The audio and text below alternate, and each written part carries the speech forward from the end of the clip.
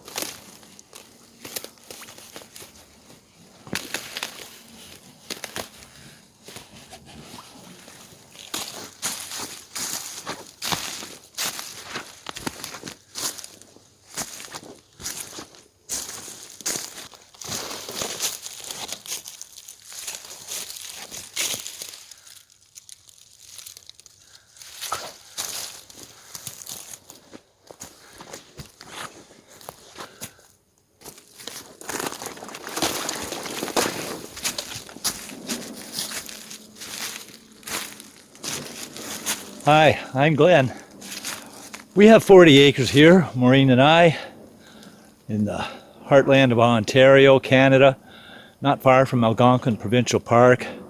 And yes, we're in the wilderness. This is our 5th year living in the wilderness here. And we are isolated, absolutely. There are not many people around here. We live on a back road. It takes over half an hour just to get to a village and some semblance of civilization.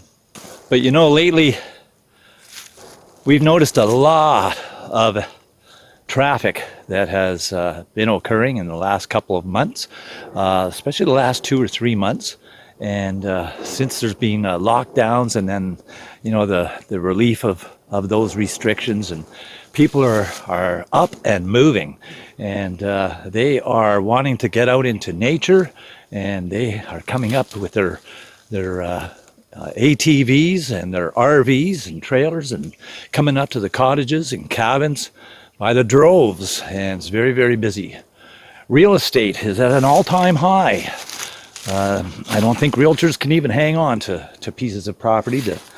These pieces of property are moving so fast.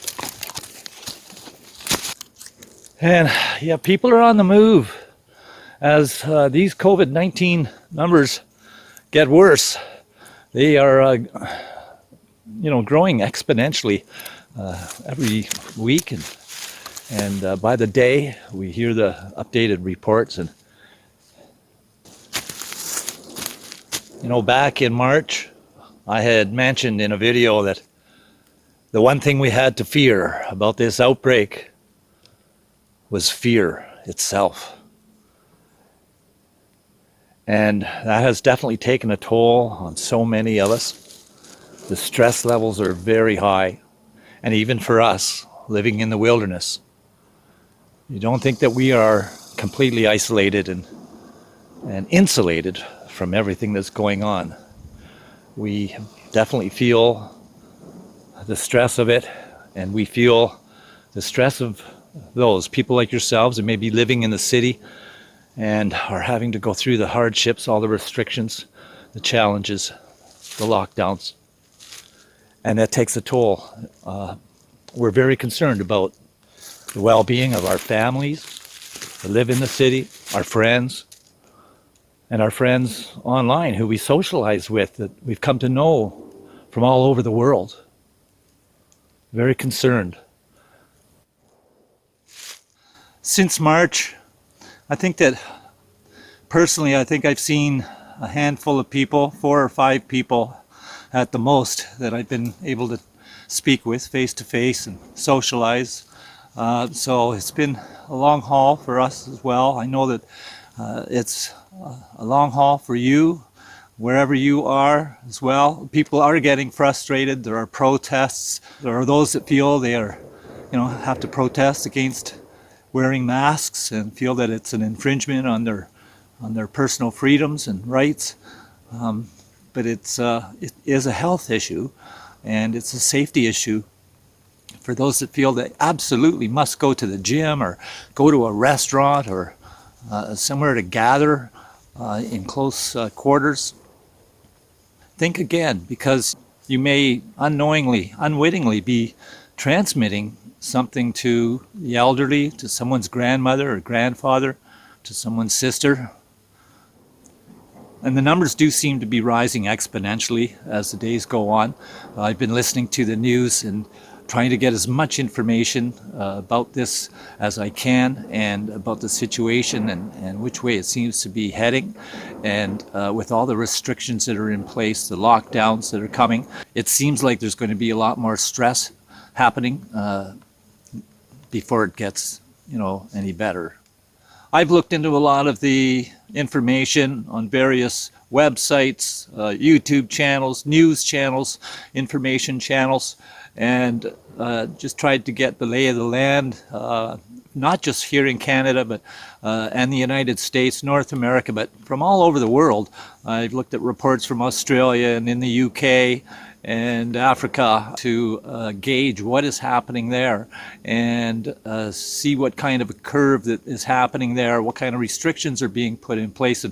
And with all the conspiracy stories and theories that are going on out there, I was taken in by a few of those in the beginning, in the early stages, but the more work and information I've gathered along the way, I have kind of turned my opinion around and on many of the issues, and this is something that I feel is not going away. The restrictions will continue regardless.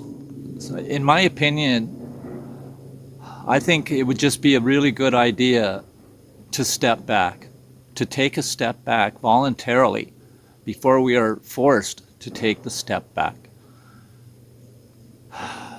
Sometimes we need to take those steps back with a little bit of short-term inconveniences in order to have our long-term freedoms and conveniences later on. At this point, I've been listening to the daily news channels, information, trying to get a balanced approach, and I'm basically a news overload at this point. I have shared the news with Maureen, of course, and together we've been deciding, the seriousness of the situation, what our risk factors are here, and what it means to us here where we're living, as well as to the bigger picture where you are. So I've been considering this the last few days with being in news overload and feeling that I just need to shut everything off, disconnect, get away. I feel like I need to escape. I need a vacation, a staycation, but a staycation somewhere else. And I'm thinking of making a move. I don't know how Maureen will feel about moving. I'm going to ask her, and I'll update you, and we'll let you know what we think of the situation. But that's what's on my mind today. So as I said, I can count the people that I've had contact with in the last year, basically, on one hand. since just after last Christmas. We had a gathering at Christmas time, and then in January, of course, we're back into the routine here in the wilderness at the homestead and cabin, and haven't seen many people. Saw my grandson and close family, but that is about it. We are kind of insulated here by default, but we're by no means insulated from the stresses that are going on. A person's state of mind is very important, and I'm being aware of my own state of mind. And while we're out here in the woods, isolated, and you'd think that, well, yeah, living the dream, which we are, but the stresses that are happening affect us as well, and we can feel the stresses mounting, and it's important to check our mental health, and so I think it's maybe time we do something about that. Sometimes a walk in the woods, like I'm doing now, works wonders, and but it also gives me time to contemplate, look at the big picture, what's going to happen over the long term. So I'll share the news with you as we update. Yeah, so I kind of feel like I need a change. Maybe that's just a knee-jerk reaction kind of a thing to what I'm hearing on the news and seeing happening around us in the cities and so forth.